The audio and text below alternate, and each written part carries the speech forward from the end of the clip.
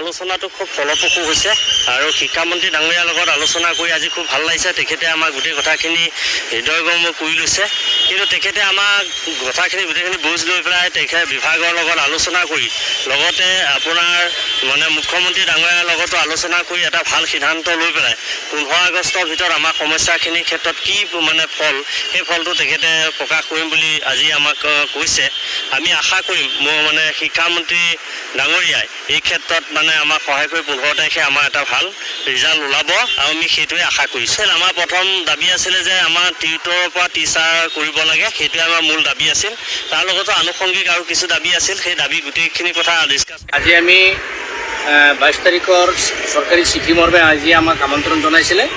আমি আজি শিক্ষামন্ত্ৰী আৰু আমাৰ মাননীয় শিক্ষা সচিব নাৰায়ণ কুমাৰ ছাৰ আৰু উপ সঞ্চালিকা বাইদেউ তেখেতসকলৰ সাক্ষাতত আমাৰ এটা মিটিং হ'ল। প্ৰায় 2 ঘণ্টা জোৰা এটা মিটিঙত আলোচনা হ'ল।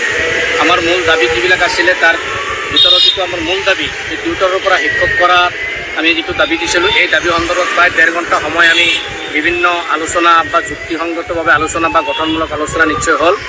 আৰু এই 1 নম্বৰ যিটো দাবী টিউটৰৰ পৰা শিক্ষকৰ মৰ্যাদা প্ৰদান কৰা, এই বিষয়টো তেখেতে যদিও পোনপটীয়া সিদ্ধান্ত দিব নোৱাৰিলে, তথাপিও এই বিষয়টো মুখ্যমন্ত্ৰীৰ দৃষ্টিগোচৰ তথা আমাৰ কেন্দ্ৰীয় যিহেতু আইনী অলপ বাধা আছে, সেইকাৰণে মুখ্যমন্ত্ৰী আৰু কেন্দ্ৰীয় শিক্ষামন্ত্ৰী ধৰ্মেন্দ্ৰ প্ৰধান ছাৰৰ দৃষ্টিগোচৰ কৰা বিষয়টো অতি সোনকালে নিষ্পত্তি কৰাৰ এটা আশ্বাস তেখেতে দিছে।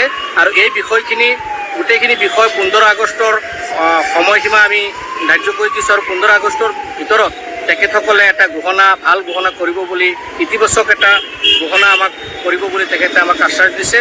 তাৰ সমান্তৰালভাৱে আমাৰ দৰমহা বৃদ্ধিৰ ক্ষেত্ৰত আৰু যিসকল টিউটৰ শিক্ষক আমাৰ পৰা ৰিটায়াৰ্ড হৈছে তেখেতসকলকো এটা ফাইনেন্সিয়েল এছিষ্টেণ্ট 5 লাখ টকাৰ দিয়াৰ চিন্তা তেখেতসকলে কৰি আছে।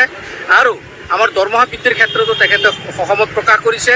গতিকে আমি চৰকাৰক নিশ্চয় আমি আজিৰ আমাৰ যিটো আলোচনাৰ পৰা যিখিনি আমি ইতিবাচক সঁহাৰি চৰকাৰৰ পৰা পাইছোঁ, আমি চৰকাৰলৈ ধন্যবাদ জনাইছোঁ।